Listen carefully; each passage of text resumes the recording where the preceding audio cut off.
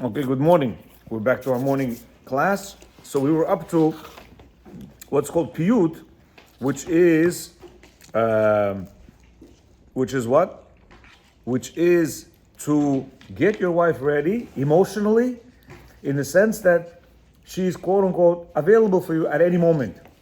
He's talking about, you know, getting her ready when a person is ready to be intimate with her. But what I'm trying to tell you, and I've experienced this in many relationships, including myself, right? If a person works on his wife every day, all day, shows not every morning of the day. Gets up, says, my love, good morning, how are you? Hope you have a nice day. Throughout the day, he calls her, texts her, say, wow, I miss you, what's going on? How's your day? You understand? She feels, wow, what a connected husband. You know what I mean? What a connected husband.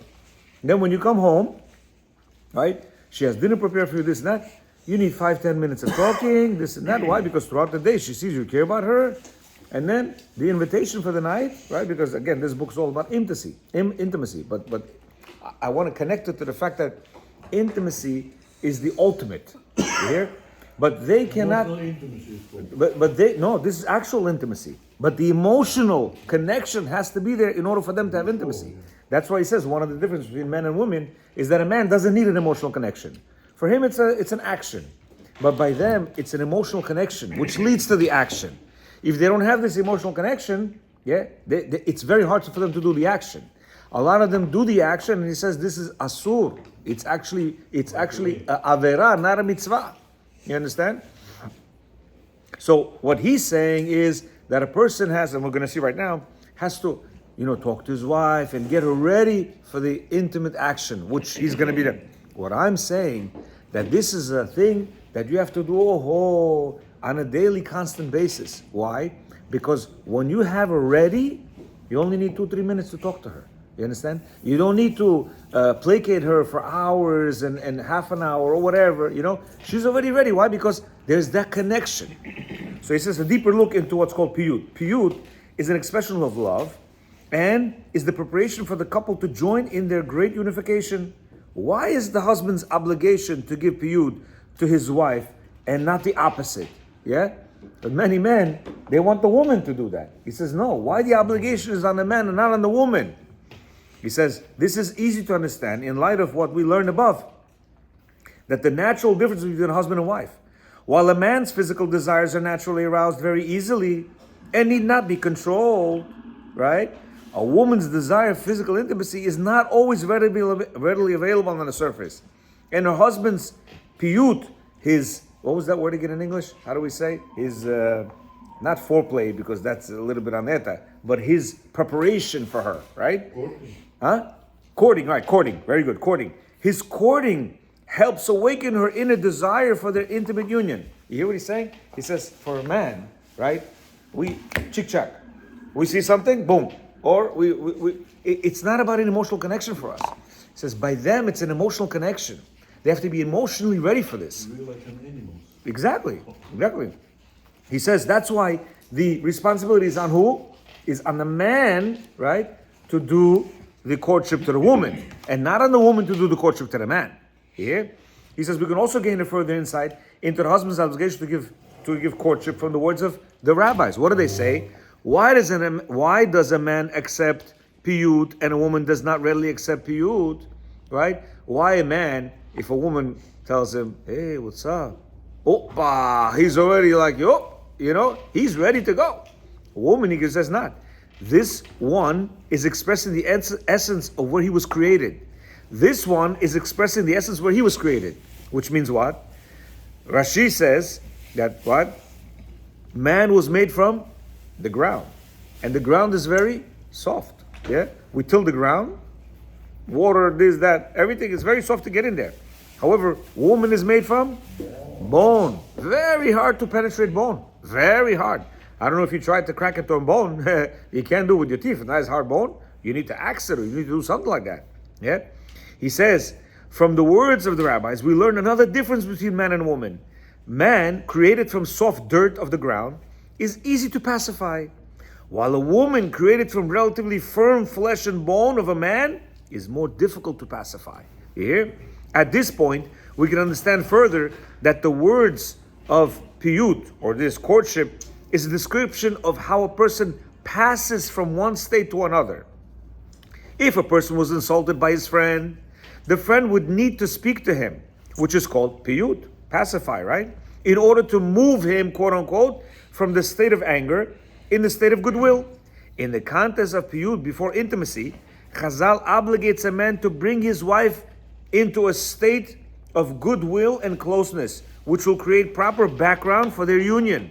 So too, the husband's courtship at the end of their union is to assist his wife assent to unite with him even when he can no longer express his desire.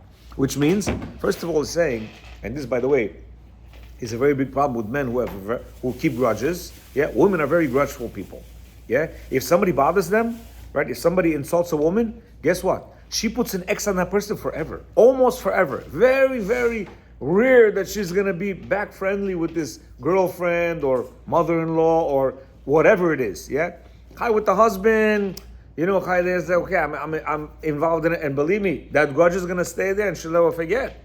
But a man, yeah, as you saw here a couple times, we got upset with a couple of men, right? What happens? After a while, you're friends again. You get upset. After a while, you're friends again. With women, it's not like that. That's why he says, and by the way, men who have a grudge, they have to be careful, because like Shalom Arush says, there are some men who are really 50% women, right? 50% woman, 50% man. Why? Yeah, because of the fact that his emotions are a little too feminine. When a man is looking for, praise of how he looks, of how hard he works, of the fact that he needs love from his wife, this is a very feministic approach, yeah, and it's not a manly approach to a relationship. Is it possible for a woman to forget and forgive? It is. But where is that? It's when Mama, she sees that the man is truly, really changed person. And she'll forgive and forget. She'll never forget it. She'll put it back into her mind, right? It'll always be in the recess of mind. Many men, they forget very fast, whether they want it or not. For some reason, we have this thing where, what? Oh, I don't even remember that situation. But by them, for some reason, they're very strong. Again, maybe because they're bone, and bone is pretty strong, and they retain all the bad that was done to them. But at this point, what he wants to say is that why is it so hard for a woman to be emotionally involved? As opposed to a man, he can see and like, wow, boom, because they're made out of bone. They're a little bit different type of a makeup. You understand?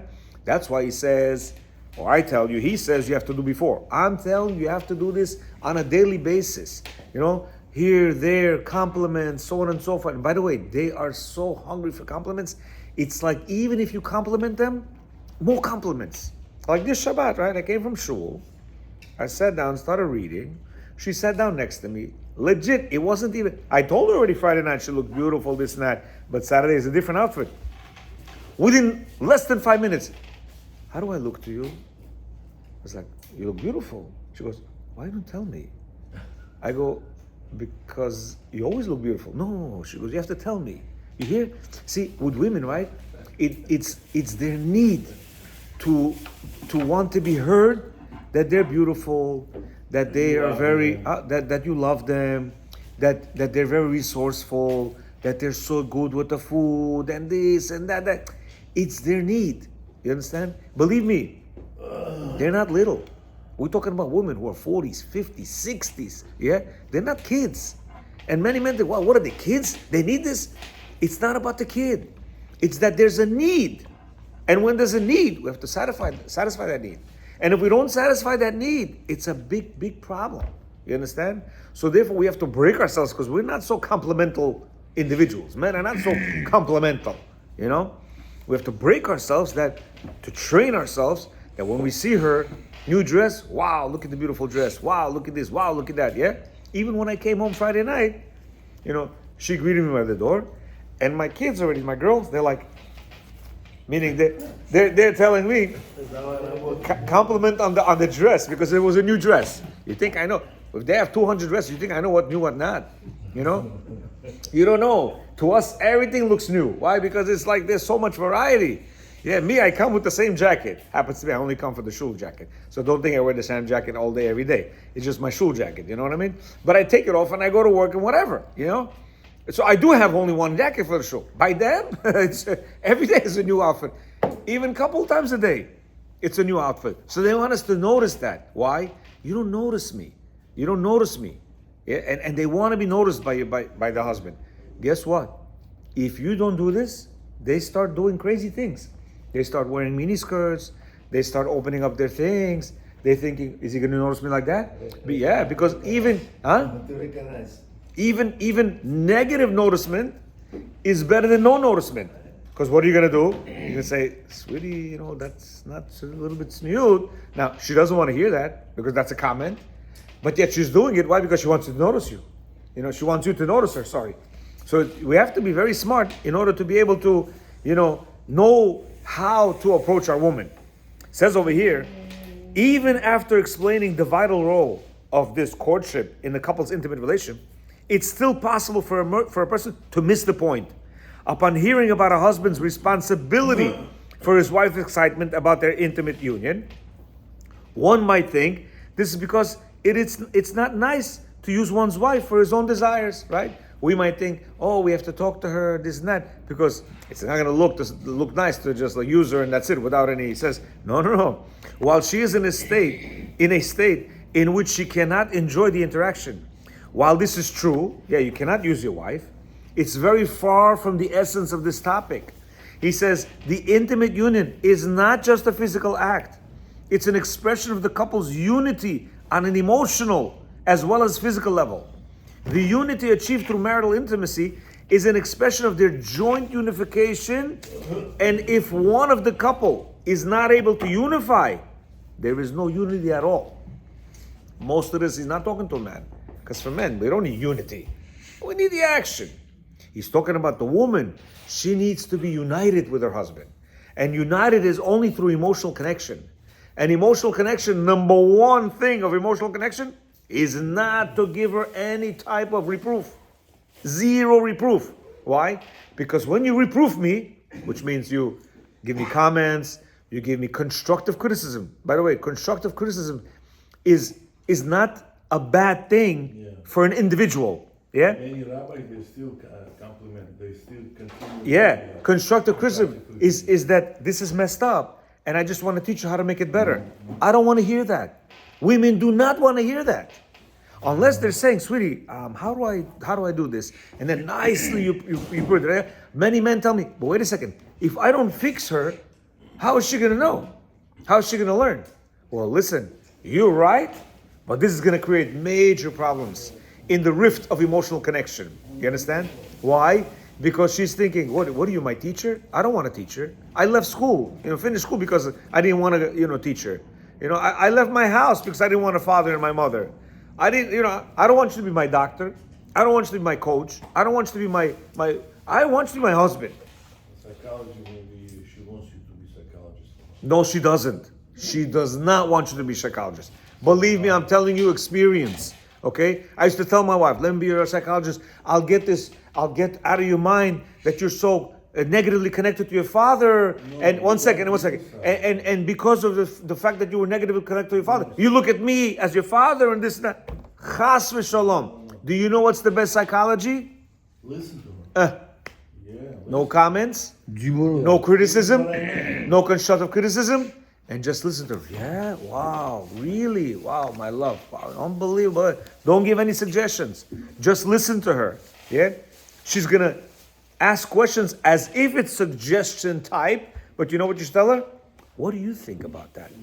How would you solve something like that? Yeah, you understand? But as if you don't know. It says over here, as explained in the previous lesson, a wife doesn't relate to a purely physical act, void of any inner emotional connection. Verbal courtship is needed to bring her to a state that she truly is interested in this union, without which there is no unification at all. Meaning, you know how many wives say, I hate to be with him. They don't tell him that. Why? Because it's finished. Not only she's dependent, they don't want him to go and find somebody else. You understand? So they're with their husbands not willingly. And why is that? Because there's no emotional connection. He verbally abuses me, meaning tells her comments and stupidities, yeah? Like I gave you an example of a wife who cooked something for her husband. She says, wow, look what I did for you, right? And he says, I don't like that. Do you understand what kind of a turnoff this is? You know what you just told her? You bepasand her to the max.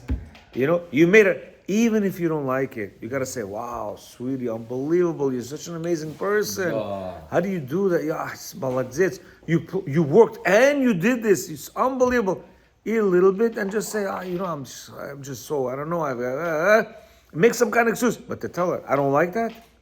You hear? You just killed this woman. How do you want her to emotionally connect with you? And then have relations with you afterwards? You understand what I'm saying? This evil guy over here, I'm trying to do for him. By the way, in a woman's mind, she has 10 kids. When she cooks, you know who she cooks for? My husband. I'm cooking for my husband. But you're cooking for me. I'm one of 11 people. No. You're cooking for 11 people. I used to say that to my wife. No. So you're not cooking for me. You're cooking for the other 5 kids. By the way, no. I'm cooking for you. Say, yeah, right. And that's a major, major insult to a woman that you don't accept that. She really, really is cooking for you. She's really trying to, okay, she doesn't do it right. She doesn't know how to, properly do laundry. She doesn't, clean the house. That's not your business. That's her. You understand? And we have to accept her the way she is. Here, he says, while a man can theoretically relate to intimacy on a primarily physical level, right? For us, this is a physical thing, and can also awaken an emotional connection with very little preparation. Yeah, we need a little stimulus, and that's it. A woman depends on her husband to help her awaken her inner desire through words of closeness. It is the husband's responsibility to be aware of his wife's needs and to know how to speak to her heart. Which one of us does this? The people sit there and say, how does my husband, how does my wife like to be nice, happy, and this, that? Who thinks of that? They do it their own way. But this is how I know. If she doesn't like it, that's her problem. How many people say that? You're like, Brat, are you normal? Are you okay? Your brain is normal? Yeah? He says, I've been asked many times by newlywed married couples, as well as those with years of experience, how exactly should one perform piyut, this courtship? They asked the rabbi, how do I do this? How do I court my wife? He says, I never answer this question because courtship isn't a fixed script for the husband to practice his acting abilities. It's a natural expression of his inner self trying to arouse his wife's desire for their union. There is no doubt that Hashem gave each person the insight and understanding that he needs to placate his wife in a way that she needs. I don't know what your wife needs in order to be emotionally. I don't know. I don't know his wife. I know my wife. You understand? Already I've lived with her so long that I understand what she needs. She likes good words. She likes compliments. She likes me during the day to say, hey, Motek, what's up? How are you? I miss you. Papa, papi, pipi, papa. Who wants to say, a 55-year-old, 60-year-old man, he wants to say, I miss you? I literally had guys tell me, I never said that in my life. Well, you want me to tell you that? Yes. You know how nice that sounds? For a 50-year-old woman to hear from her 55 or 60-year-old man, I miss you? She'd be like, he's crazy. He's not crazy. She will love that. And you continue. Say, even though there is no I love you in Bukharian, right? There's no word I love you Bukharian. But tell her I love you. I met so many years. I don't trust you. Still you say. When she says, what are you saying, you liar? You know what she's saying when that? I want to hear more. She's checking you out. She's checking you out. She's saying, let me see. Is he going to fall off on his, whatchamacallit? Or he's going to stand there like a man? Yeah? There's no such thing. Even the most sophisticated, listen. Even the most sophisticated acting performance is almost empty relative to the value of the natural expression of a husband's calling out of his wife to join him in intimate union. You hear? He says a person can't even, a person can't even act. Why? Because they'll know right away. All of my teachers instructed me that the level of piyut, which is courtship, attained before the union is the primary determinant of the intensity of a connection and the Shekhinah presence in the couple will achieve at the time of their intimate union. You hear? He says, this intimacy is a very high level in Hashem's world. Very high. We took it to the, to a degrading level. But he says, in Hashem's world, this is a very, very lofty thing. And he says, the Shekhinah's intensity between the couple is going to be more intense when the husband knows how to intimately connect with his woman. When he knows how to emotionally connect with her and she's willing to be with him. Why? Because she wants to, because he aroused her emotions, to be with him. You hear? Somebody just said something. I was going to answer. Somebody just said something I was going to answer. But, fishing, right? When you fish, right? And all of a sudden, you got something. Seaweed, right? Seaweed. It's garbage. Sometimes garbage, yeah? What do? You throw the stick. What the heck? You get out? No. You drop it in again. You drop it in again. You drop it in, correct? But fishing is a very, very patient step. This is the same thing. When you tell your wife, Johnny Kima, you're so beautiful. Because she never heard these words. So for her, it's a shock. So many years you didn't say these things. You understand? When she hears it, she's gonna tell you, Zamalchi. Why? Because to her it's like, wow, I can't believe he's saying that to me. Number one, she wants to hear it all the time. Number two, you're hurting her. Why? After 20, 30 years, you told her that you love her and she's beautiful. She's thinking, right now he's gonna tell me, hey, right? You're gonna tell her bad things. That's why she says, you're mocking me. That's why she says, be quiet. So when a person makes a resolve, from today on, I'm going to talk her nicely, keep talking nicely, even if she tells you, don't tell me that, you're a liar, you never told me this, you keep saying it nicely. No, Motek, I realized how wrong I was all these years. When she hears that, wow, she's thinking, wow, this is a man. You hear? And therefore, she connects with him on a different level. Be'ezrat Hashem, tomorrow we're going to continue, or the rabbi is going to be here, so we'll see. Be'ezrat Hashem, Baruch Adonai Olam, Amen, Amen.